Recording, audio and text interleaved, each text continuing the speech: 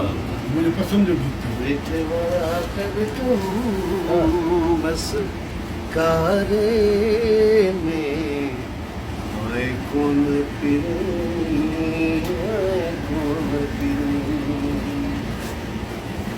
मैदान मज़ोन किनारे में आए कौन फिरी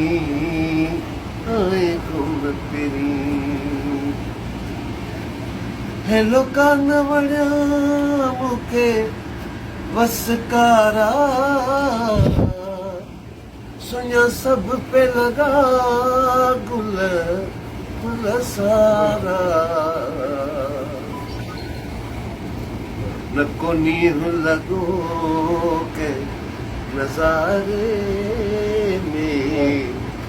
आए कौन फिरी